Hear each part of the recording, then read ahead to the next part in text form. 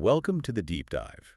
We sift through the noise, connect the dots, and hopefully give you the clarity you need. And today, we're diving into crude oil, November 2025 outlook. That's right, focusing on Brent and WTI. We want to figure out, why that big slide happened recently. And maybe more importantly, what's keeping prices kind of stuck in this range right now? Exactly. It feels frustratingly range-bound. It does. And to get a real handle on where things might go next month, we can't just look at one piece of the puzzle. Right, you need the full picture. We need both. The technicals, what the charts are telling us pattern-wise, and the fundamentals, supply, demand, the basics. Often contradictory, those two. Very often. But you need to synthesize them to get a decent short-term view. Okay, let's unpack this then. Let's start with the charts, the technical side. We saw that steep drop, mid-70s, down towards, high 50s since the middle of the year? Yeah, pretty sharp fall off. WTI got down near $58 there in early October. But things seem to have stabilized a bit since then. Are the charts saying the worst is over, maybe? Well, for the very short term, it looks like the selling pressure might have exhausted itself. If you look at WTI specifically, the pattern that formed right around that $58 low is quite interesting. It looks a lot like an inverse head and shoulders base. Okay, inverse head and shoulders. Here's where it gets really interesting. Yeah. For listeners maybe not familiar with charting, what does that pattern actually signal? It's considered a classic bullish reversal signal. Think of it like three dips. But the middle one, the head around $58, is the lowest. Okay. It basically suggests that sellers tried to push prices lower multiple times, but failed at those key support levels. And WTI broke above the neckline of that pattern. Exactly, right around $60. That break suggests, maybe a tactical shift in sentiment, at least for now, and we're seeing some confirmation from the indicators, too. Ah, the indicators.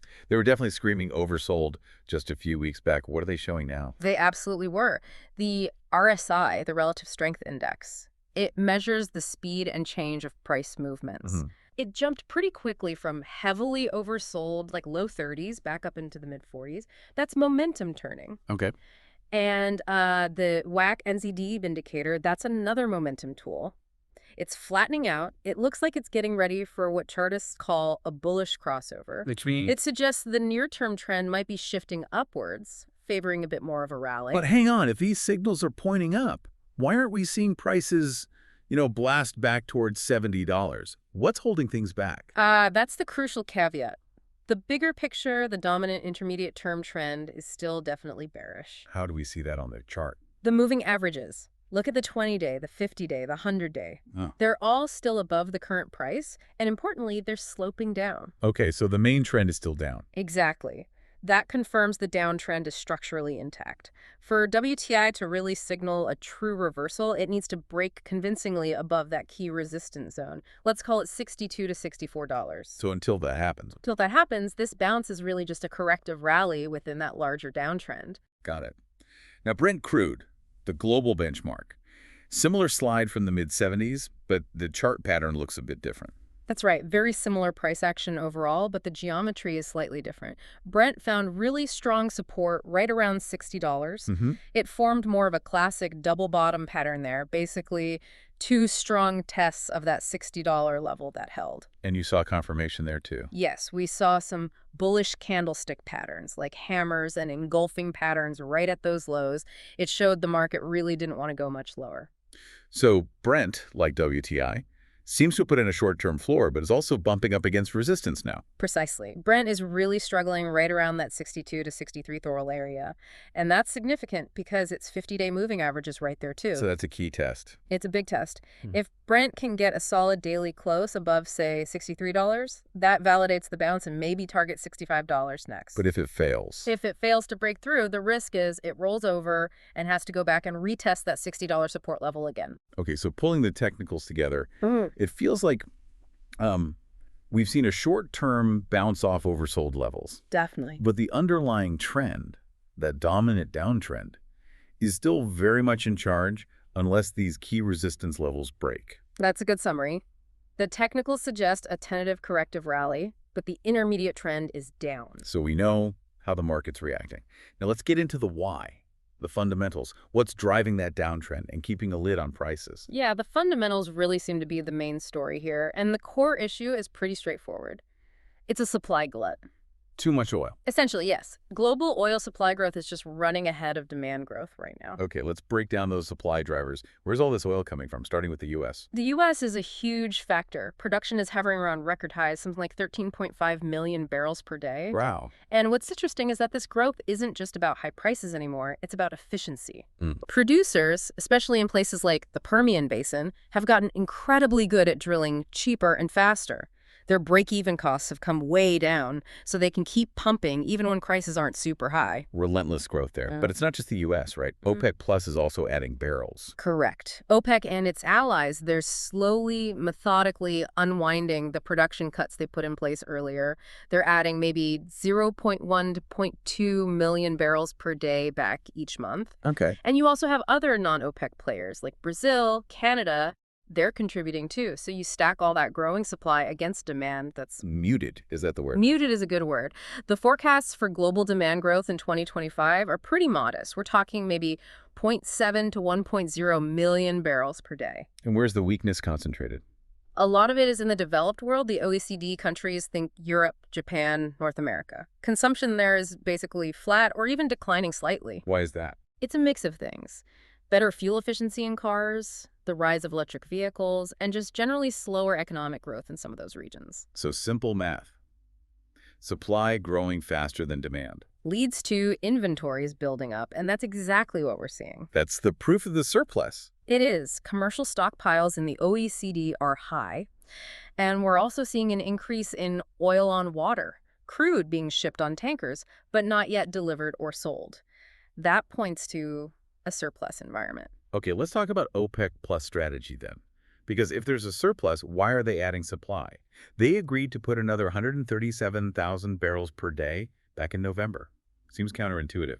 It does on the surface, but they're playing a longer game, I think. They seem to be prioritizing market share and aiming for price stability rather than trying to engineer a sharp price spike. But they don't want prices too high. Exactly. Remember, they already added back about 2.7 million barrels per day throughout 2025. Continuing that gradual increase sends a signal. What signal is that? That they're comfortable with prices maybe drifting sideways or even a bit lower. They definitely don't want a huge price surge that encourages even more U.S. shale production to come online and take their share. Ah, okay, so they're trying to manage the market, Yeah. keep things stable, maybe even put a cap on U.S. growth? That seems to be the strategy. Yeah. And all the signs suggest they probably won't announce any major new cuts at their next meeting in early November. Status quo seems likely. Right, don't give up market share to the U.S. shale drillers. Okay, let's pivot to the demand side more deeply. Asia is key here, but it's kind of a mixed bag, isn't it? A tale of two giants. It really is. You absolutely have to look at China and India separately. Let's start with China, second biggest consumer globally. What's happening there? China's demand growth has slowed down quite a bit. Their economy is maturing. And specifically for oil, their use of transportation fuels, gasoline, diesel, jet fuel, seems to have hit a plateau. Some forecasts even see it contracting slightly. Why the plateau or contraction? Two big reasons. Really aggressive adoption of electric vehicles domestically, and a broader economic shift away from energy-guzzling heavy industry towards services and tech. Is there data pointing to weaker internal demand right now? Yes. One key indicator is that China has been buying a lot of crude, but much of it seems to be going into storage, government, and commercial stockpiles. So they're buying because prices are relatively low, not because they need it right now for consumption. That's what it looks like. It suggests underlying domestic demand isn't as strong as the import numbers might suggest at first glance. They're building reserves. Okay, now contrast that with India, third largest consumer. India is the complete opposite story right now. It's the main engine of global demand growth. Really? What's driving that? Strong GDP growth, a huge population, and rapidly increasing vehicle ownership. People are buying more cars and scooters. That translates directly into higher fuel consumption. What kind of growth numbers are we talking for India? Projections are around 4% to 5% annual growth in oil demand. Analysts expect India to contribute the single biggest chunk of global demand growth in 2025.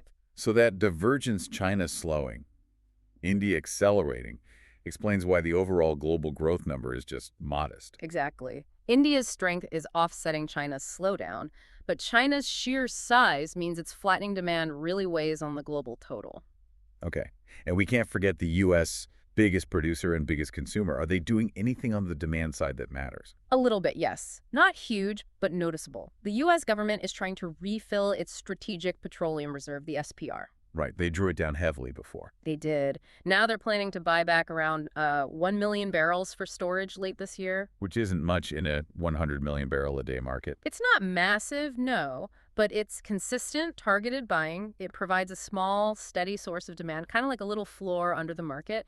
It puts a bit of a brake on any potential free fall in prices. Okay, one last piece before the forecast. Geopolitics. We always hear about risks, Iran sanctions, Venezuela, trouble in the Red Sea, Russia's issues.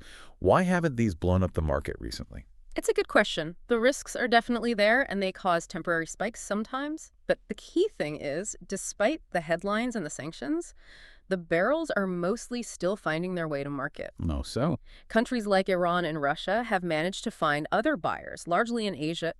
China and India, again, are key destinations.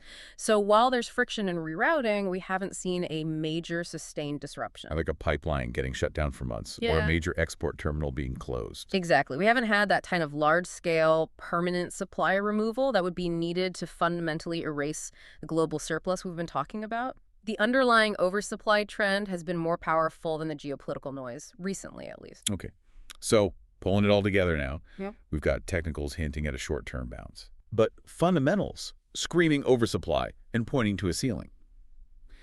How do you reconcile these for a November forecast? At the end of the day, fundamentals usually win out over the longer term. Supply dictates the main trajectory. So while the charts might allow for some bounces, that structural surplus is the dominant factor. Which means the base cases. The base case forecast has to be for prices to remain kind of range-bound or maybe even drift modestly lower. The oversupply should keep a lid on any significant rallies. All right, let's put some numbers on that base case. Right. Based on the consensus from the sources. What range are we looking at for November?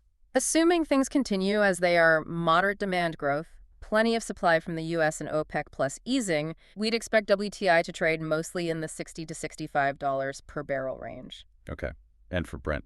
Brent usually trades a bit higher, reflecting its global benchmark status and maybe slightly tighter market. So think $65 to $70 per barrel for Brent. 60 to 65 for WTI, 65 to 70 for Brent. That's the base case. Now, let's talk scenarios. What could break us out of that range to the upside? What's the bullish trigger? For a real bullish move pushing WTI towards $70 or Brent towards $75, $80, you'd need a significant unexpected shock. Like what? Either a major policy shift from OPEC plus I, not just sticking to the plan, but announcing deep new voluntary cuts, taking maybe 1 million barrels or more off the market suddenly. Or a geopolitical flare-up. For a serious geopolitical event, yeah. Something that actually disrupts oil flows in a major way for a sustained period, like a renewed conflict in the Middle East that impacts shipping lanes or production facilities. Or, less likely perhaps, a sudden, powerful economic boom across Asia, boosting demand way beyond current forecasts. Okay, that's the upside risk. What about the downside? What triggers the bearish case, pushing WTI down towards $55 or Brent below $60? The bearish scenario gets triggered if the surplus gets even worse than expected. How would that happen? A few ways. A sharp global economic downturn that crushes demand expectations, or inventories building much faster than anticipated, signaling real weakness.